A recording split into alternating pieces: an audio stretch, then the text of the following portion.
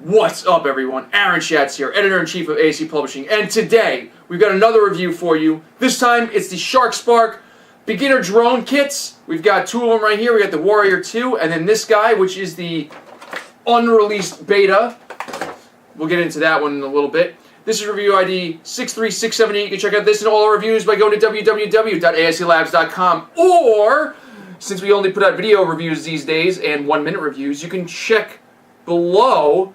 And on the right here, there's a big subscribe button. And there's a link in the description to actually hit the subscribe too. So, like, you can actually hit it either way. But either way, if you hit the subscribe button on YouTube, you'll be informed of all the video content as we post them. Whoops. Also, I'd like to point you to my personal channel, which I actually started a Tech Talk series, which also includes quasi-reviews that aren't really reviews. They're more like opinion pieces. I'm going to have a link to one of them right in the description below, and I'll probably put a little card, you know, the little iCard things that come up. So check that out. It's kind of interesting. Love to hear some feedback on that. But this is a review, so let's get into this. Let's start out with the Warrior 2, this little guy right here, along with the actual remote right here. So I opened the box a couple weeks ago, started playing with it. It's not an expensive drone. It's something that you would give for like a child or somebody that's just starting. It's like $30 or something. It's very inexpensive. And remember, you get in the box, you get obviously the drone itself, but you also get, this is always very important when you buy like drones, you get the actual extra blades and such, and some screws and whatever. This actually is like really important when you're actually playing with a drone for the first time and not understanding how to actually control something, because this thing can crash into a wall and explode one of the propellers. Now I've not done that, and I can't remember if I actually crashed or not, but in my experience, the actual rotors on these are pretty strong, so you'd have to hit something pretty hard for them to actually break. Let's take a closer look at the Warrior 2 drone. So as you can see right here, you have a folding drone, which means that it's fairly compact. You can actually take it with you and have tons of fun with the kids. That's the whole idea of this. The really interesting part is that you see something in the front here, and you might be like, "Oh, it might have a camera." No, it's just a little light. That's all it is. Just a little light. So if you wanted to unfold this, you basically just unfold each of the legs like this, and they lock in place, and that's it.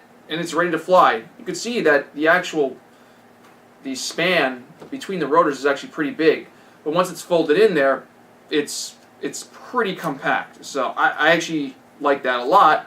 Gives it a nice compact package, so you can just take it with you, have some fun. Again, this is something that you would give to someone just starting off, to be like, here, you can have this, and really understand how to actually fly a drone, because these are actually really easy to fly compared to the RC things of the past. I remember I had a helicopter. That thing was a real pain to fly, but like that taught you really how to fly something a lot better than these do, because these pretty much fly for you. This is a segment where my dog is complaining, so I'm gonna show her that I'm doing a review right now. Come here, you. Come here. Come here. Oy. This is my dog Coco. She's been featured in a few reviews. She's 14 years old now. Look at the camera, Coco. What's that over there? Look. Look, look, look, look, look. What's that? That's right. So thanks for letting me do my review, Coco. She's been a good dog. She's still a good dog. Let's continue with this review. Here's the actual controller itself. The controller has standard controls that you would see. It's got 2 independent joysticks. It's got keys for setting the actual speed, so you can actually make it go faster or slower. It's got something called the headless mode, which is, we'll get into that in a little bit. It's got a 1-key return, which basically will have it just come back to you and land. And it actually sort of works. I wouldn't trust it, but it does work. It's got automatic takeoff and landing. That's actually pretty cool. An emergency stop that I didn't want to try. It's also got a little 3D flip button, which basically means like it's in the air that just does a flip, which I guess is like really interesting to some people. Like, oh, I'm gonna do a flip in the air. Oh, isn't that cool? But who cares? Like, to me, this stuff is a lot more fun when you're directly controlling it, not just pushing a button to do something for you. Let's open this thing up again, and I'll actually show you some additional stuff with it. Just open here. So the power button is right up top. No big deal.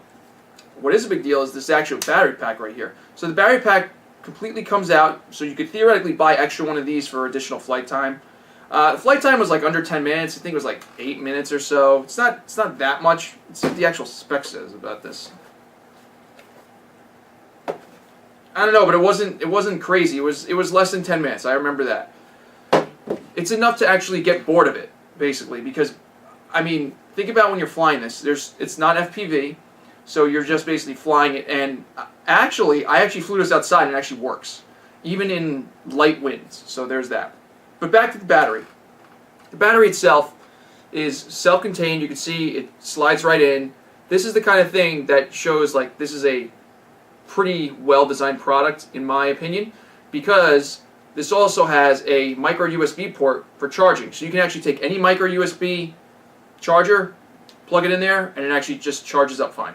The interesting thing about these removable battery packs is that they actually have to be put in the drone and designed this way for weight distribution, because if the weight was not distributed, it would be like tilted and stuff, and the rotors would have to be compensating the entire time. So with the battery in there, this should be pretty equal in weight, and in flight, this is pretty stable. Most quadcopters are. The actual remote opens up in the back to yield 3 AAA battery slots, which I actually happen to have right here. So I'll put them in and show you how this thing works. Also, on the top back of the actual remote, there's this little like extra compartment that says open right here on the top, and if you open it, I have no idea what it does. I'm sure there's something that you're supposed to like put in here, but it's just this extra compartment that does absolutely nothing. Not sure what it does. Let's demonstrate how to actually use this Warrior 2 drone. First thing you're going to do is to hit the power button on here. You'll notice that it comes on, starts blinking and stuff. Each side actually has, the actual back is green and the front is blue, which is kind of weird because normally you'd have like red and green, but whatever. Then you turn this on, makes a beep. Now it shows you it's paired because it stopped blinking. And if you want to actually use this, you can either hit the takeoff and land button, which I'm not going to do. I might show you this in outside, but probably not, because these are little toys and you're supposed to be using them inside anyway. Or, for my position, the right stick, right? Nope, this is the left, right? Yep, left. That's right, that's left. So, this is the left stick, controls vertical, and then turning. And then the right stick controls the actual movement in the actual horizontal plane, I could say. So if I wanted to take off, there's 2 ways I can do this. One, I can actually hit the takeoff and land button, which we're going to try right now. And there we go. Whoa, whoa, whoa, whoa, whoa, whoa. Okay, here we go. All right, here we go. Whoa, whoa. There we go. Okay. So that's how that works right there. And it's pretty stable. It's not that loud. I mean, what more do you want? It's a drone that's actually pretty fun indoors. And even if it slams into a wall and you have to replace a rotor, it's no big deal. The thing isn't that expensive. So if you actually wanted to land it, there's a couple things you can do. What I'm going to do is, there's a lot of wind coming off this thing. So what I'm going to do is I'm just going to hold the actual vertical thing down and see if I can get it so it's not going to like crash into this box. Boom, and it turns itself off by doing that. So you can either hit the takeoff and land button again and it'll just come down, or just actually push the actual joystick down until it hits the ground and it'll actually turn off the rotors. When you're done, turn this thing off first, then turn this off. And then there you go, that's how you fly it. Since I showed you how it actually works, I'm going to not do the rest of the crazy controls outside because, let's face it, it's a toy. Just believe me that it actually does work. I'm going to go into some other modes though. For instance, this button for headless mode is actually very interesting. So what headless mode does is, if you remember the actual the big drone I did, the Chroma, that one actually had a mode that was like an easy to use mode. I think it was called safe. I don't remember what it was, but basically it was saying that like it would go in the direction that you're facing, not the direction that it was facing. That's exactly what this headless mode is. So for instance, if I'm facing this way, and I turn headless mode on, and I could turn the drone in the air like this, and if I push forward, it'll go that way instead of it's forward. So that's what headless mode does. It means it's going to not care about which direction the drone is facing. It's going to care what I'm facing. And it does that by basically some gyroscopes and some stuff like that, and you know, a whole bunch of software and whatever. But needless to say, stay in the same position. Don't turn your body, because then it's going to be all screwed up. So that's how you use headless mode, and it actually does work. Things like the one key return and the headless mode actually operate the same. It's made so you just stay where you are. So once you're actually using the drone, don't move. If you actually hit the one key return, it's going to try to come back to where it actually took off.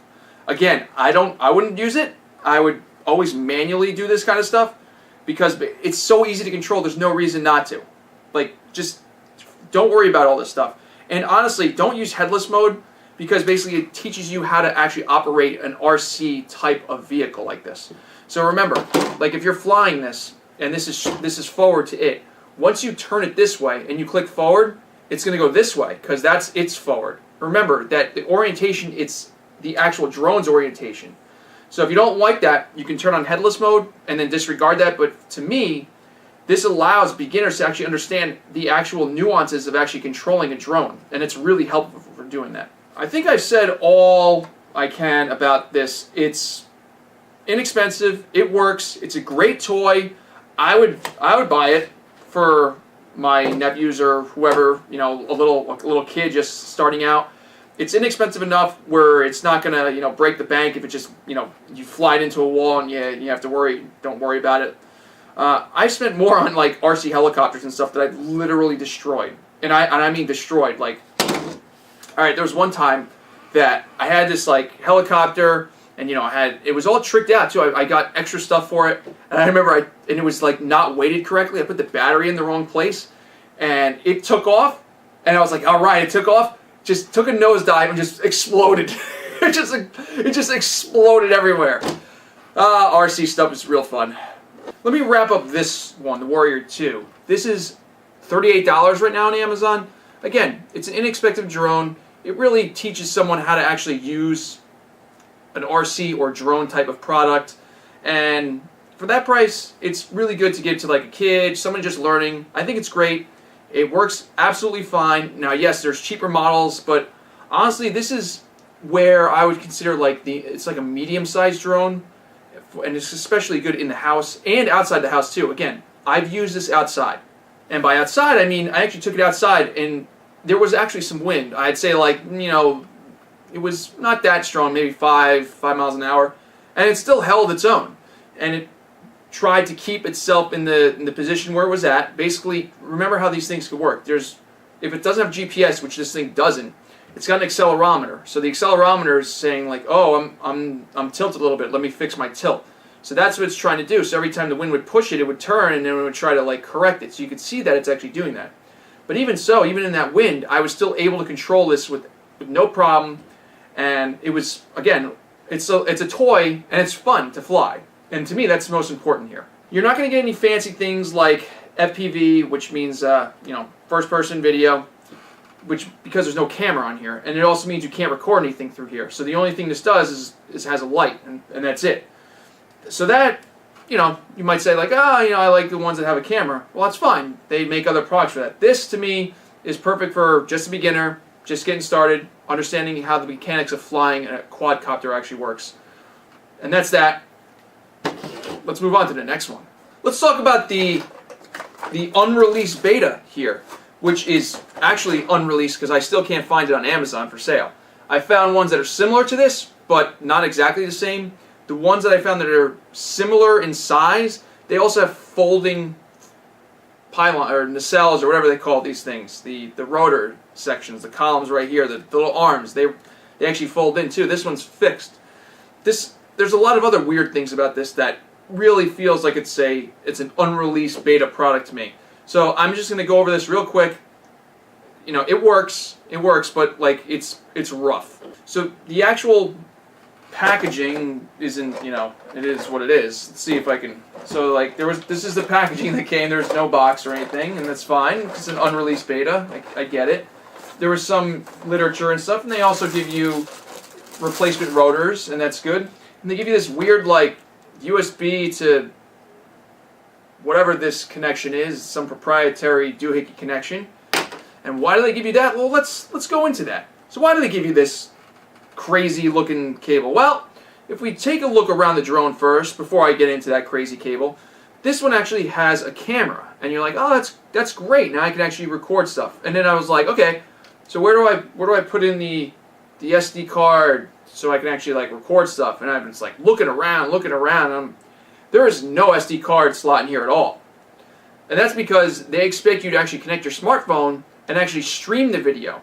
Now, don't get me wrong, the fact that it actually does FPV, I think is pretty nifty, but it's not good. If I wanted to record something, I want it to go on the SD card. I don't want to have to go over Wi-Fi to my smartphone, which may or may not cut out all the time. So, to me, it would be better off if it had an SD card slot, which it doesn't. Let's put the little cap back on the camera. The camera also swivels, so if you wanted to aim it, that's fine. I like what they're trying to do here. It just feels like it's unfinished. So they gave you these actual guards so you can actually slam into the wall without actually breaking anything, which is funny because the smaller one doesn't come with it. But again, this thing is inexpensive, and I have no idea how much this would have cost. But who cares? It's not for sale. So let's go around to the actual bottom right here, where you theoretically would find the SD card slot or whatever. And let's open this thing up. And oh my goodness, what is this? What is this ugly monstrosity right here? Look at this. What is this? It's a battery. Let me remind you. Look at this battery in this unreleased beta compared to this battery. I mean, you could tell, like, finished product, unreleased beta. And this is how this connects to the actual charger right here. And this is how you're expected to actually charge things. So, to me, I also would not have released this product. I'm not going to get into flying this thing, but I can tell you that it flies just fine. The other thing that I really don't like about this type of connection is, like, well, A, they just, there's no thought put into the battery. They just said, like, I'm just going to get a battery pack and throw it in here. When you actually connect things like this, so I'm going to connect this here, and right there, that's fine. So now let me hold this up and show you. So now you have these cables protruding out, right? So now I'm going to try to figure how to put this in here without destroying the actual cables, because I've done this a couple times on a few products that I bought, where the actual cables are protruding out of the side and you're expected to fit it in a compartment that barely actually fits the entire battery, and when you close it, it literally chops the cables off. And to me, I'm worried about the same thing happening here. If you could see these cables that are connected to the actual battery pack right here, like, I'm always afraid of just like pushing hard enough and all of a sudden the cables just pop right off and then this thing is useless. The other thing about having a battery pack like this is the actual thing can move a little bit in here, which really does wonders for the weight distribution. But again, the actual software in here actually does a fine job of distributing itself, so you can actually handle any type of, weight distribution issues. You're not going to notice anything. This one uses actual AA's right here. Whoops, I think I pushed something. I didn't. 3 AA batteries back here, hidden behind a compartment that you actually have to put a screw in to hold. So there's a screw right here. Put it in there and hold. That's fancy. I mean, I don't know. Are you gonna expect it to like really like jam this thing so you're gonna have to like worry about the battery compartment just flying off? I don't know why, but there you go. So the actual control is more complicated than this one, obviously, because this is a more complicated drone. So let's go into that. To start, you have these 2 antennas. They're antennas. They're not like smartphone things. But I'm going to show you what theoretically could have been a smartphone holder. So there's like this thing that you pull down from the actual bottom of this, and it's supposed to, and there you go. And it comes down, and then it's supposed to stretch, and you're supposed to stick your smartphone in here. This doesn't fit any smartphone that I've had in recent times. It doesn't fit my OnePlus 6 at all. So that's kind of useless. So for FPV, not going to use that with the controller, but you can actually use FPV and control it through your smartphone. Now, they actually have an application, and it's called, I think it was called like UFO or something, and it works fine. It actually does control the actual drone. The difference is, I have no idea how you would do that because like you don't have any tactile sensation, unlike a joystick. So like for me, I was like doing this on my phone. I'm like, okay, it works, it was a little different than actual using the actual controls in terms of like there was a little bit of input lag and such. It wasn't bad, but I didn't know where my center was. Like I'm sure kids these days can actually figure that out because they're used to playing on a smartphone. But to me, I was like, I need a joystick, and this is how I would control something. I wouldn't use a smartphone for it. I'm not going to bother showing you the application because again, I couldn't even find this thing for sale. So it's out. You already know what I'm going to say about. I can't recommend it. It's not for sale. How am I going to recommend it? Now that being said, you know, I could see where this product could have gone, and it might be that the actual technology used in this is used in the other drones from ScharkSpark, and if it is, that's fine. Like I think the FPV worked fine. The Wi-Fi connection worked. It was stable enough for me to use it. It was stable enough for me to see where it was going. So that's fine. It needs some refinement. I think the actual controls in here operate just fine. They operated fine on this smaller one, so they should operate just fine on this one. So this one also has headless mode. It also has the return, has the takeoff and land. It also has trim, which I actually do like. So what does trim mean? Well, if you're flying in the air and you're hovering, right, and you have your hands off the controls and it's like this, and then all of a sudden it's like drifting a little bit. Well, trim allows you to actually just say like, oh, I want to trim a little bit this way, so then it just stays where it is. So I like the fact that there's trim on this. The other thing about this is that yes, there's a speed switch here, and it also has a 360 rotate and flip and stuff, so it'll actually do a flip in the air. Again, more power to you if you want to do that. I think it's much better to actually just fly it yourself and not worry about that. If you want to do acrobatics, you can get one of those really fancy types of drones that allows you to do that. These type of things, that's a gimmick. I wouldn't even care about that. Alright, I'll actually show you how this thing flies in front of me. I really just hope that it doesn't hit me in the face. So we're going to hit the power button here. Okay, turn the power on here. Okay, here we go. So now it's ready to go. Whoa, there we go. This one's actually very stable. A lot more stable than this one is. And the movement's very precise. It's actually pretty good to fly. If this one was actually in the market, I'd like this one a lot if the actual design was closer to the actual smaller one. So, woo, you get the idea, the drone. It actually works fine after you get the actual feel for the controls. Oh, sorry. Hit my dog. Alright, so now there's a landing zone, so we'll just put it down there. Turn off. There you go. Okay, so now we'll turn this bad boy off. Turn this off. And that's how you fly it. I do like how this actually flies. It handles more like a prosumer type of drone. Obviously it's bigger, it has more power behind it, it makes total sense. Again, if they incorporated the technology that this one had into this one, I think it would be, again, I don't know how the other ones from ScharkSpark actually are, if they have batteries that are better or not, but like you could see where they're going with this. But again, this is an unreleased beta. I have no idea why I'm even reviewing this. Let me sum this up by saying, you can't buy it anyway. So of course I'm going to say like, you shouldn't buy it because you can't buy it. And I wouldn't buy it anyway because of the flaws that I actually said. To me, the battery one is the biggest design flaw. I'm sorry, like comparing something like this to something like this from the same company, when you actually have a battery that's like, that looks like this, it looks like it's about to blow up. I mean, I know it's not going to blow up. Well, who knows if it's going to blow up or not. Look, I can't even get the damn thing out of here. So let me get this out. And it just feels like every time you pull it out, it feels like you're just going to pull it out and destroy the battery. But look at this thing. Like it's like oh, I'm gonna actually charge this thing up. Like this is the type of battery that you're always like, man, is this thing gonna blow up? Enough about this one.